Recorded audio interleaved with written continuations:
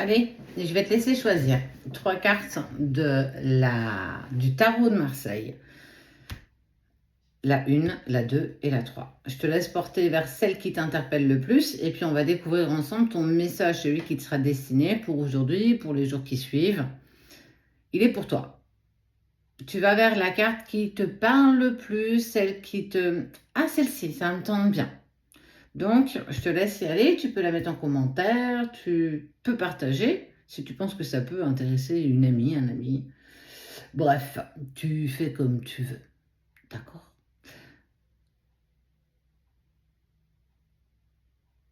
C'est bon? Tu l'as? Allez, c'est parti. La 1, la 2 et la 3. Pour ceux qui ont choisi la lame 1, c'est la roue de la fortune. La roue de la fortune, chiffre 10, 10 jours, 10 heures, 10 semaines, 10 mois. Qu'est-ce qu'elle te dit, la roue de la fortune? La roue de la fortune, elle représente en fait un cycle. C'est une roue qui tourne. Et une roue, elle revient toujours à son point initial comme si elle faisait un tour. D'accord? Ça indique aussi le changement, la destinée, les opportunités. C'est une situation qui peut clairement changer hyper rapidement. Pour le meilleur, mais aussi pour le pire. Donc on te parle d'un cycle qui est en train de se mettre en place. Quelque chose qui se termine pour entamer autre chose. Une porte qui se ferme pour une nouvelle qui puisse s'ouvrir. Elle est plus associée au signe, si tu l'es, des poissons. D'accord? C'est aussi l'association avec Jupiter. C'est aussi la planète de la chance, Jupiter. Donc, c'est saisir une nouvelle chance, l'opportunité de quelque chose qui t'est proposé. Et peu importe à ce que tu penses. C'est l'expansion, c'est la croissance. C'est aller vers quelque chose de plus positif que ce que tu avais déjà. Donc, on est quand même sur une carte qui est plutôt positive. Tu vas vers un nouveau changement, une nouvelle opportunité. La fin d'un cycle peut-être un petit peu difficile, compliqué, qui t'ouvre un nouveau. Ok. Elle peut être aussi associée au Sagittaire. La lame numéro 2. La papesse. Ça pourrait être toi, simplement toi. La papesse, ça représente ton intuition, ta sagesse, les mystères, les secrets. C'est aussi la connaissance. En fait, on est en train de te dire que tu as des capacités que tu n'exploites pas. Capacité divinatoire, capacité de ressenti, capacité d'intuition, clairaudience, clairvoyance, peu importe. Tu as un potentiel que tu n'exploites pas. Est-ce qu'il n'est pas peut-être temps d'aller découvrir ce côté-là de ton âme? Ça veut dire aussi que tu as certainement expérimenté dans des vies antérieures. Ça veut dire que tu as déjà exploré ce côté-là. Maintenant, c'est pourquoi aujourd'hui, ça revient en force et on te pousse encore à aller travailler ce côté-là de toi. Nous sommes tous et nous avons tous des capacités. Maintenant, à nous de les utiliser, à nous de vouloir les faire ressortir ou pas. Celui-là, c'est un peu plus associé au signe du cancer. Mais ça met aussi en lumière tes émotions et tes instincts. Il y a quelque chose qui résonne en toi là.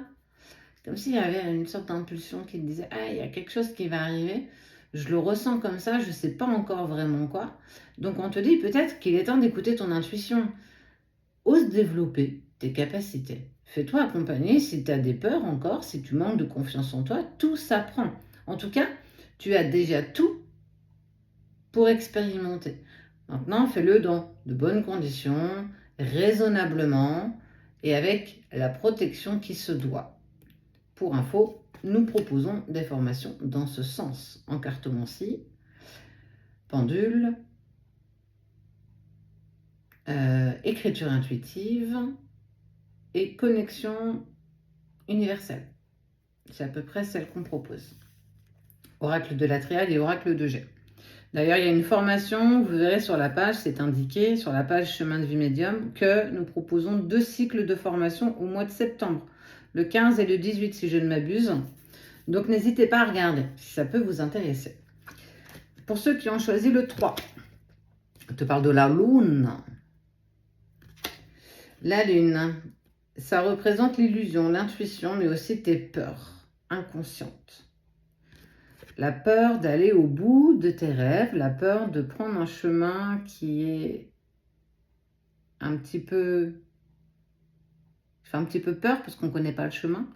On te demande justement de te sortir de tes sentiers, d'aller vers des sentiers battus, d'aller vers quelque chose que tu ne connais pas. Sors de ta zone de confort. Il est temps de sortir de ça. C'est compliqué d'en sortir. Mais c'est surtout aussi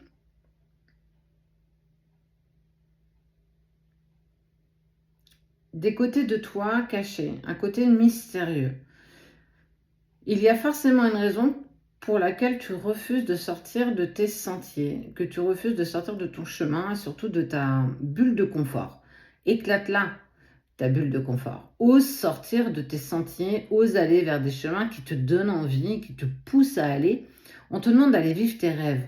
Mais c'est un peu comme si tu t'auto-bloquais, tu auto-sabotais cette avancée de peur, pas de ne pas y arriver, mais la peur d'y arriver. Tu as peur de réussir. C'est légitime, hein. Vraiment, c'est légitime quand on manque un peu de confiance en soi, quand on n'a pas encore totalement gagné en valeur de soi. C'est toujours compliqué d'aller vers ce qui nous fait vibrer. Mais on te dit qu'il faut que tu sortes et tu verras que tu seras très agréablement surprise.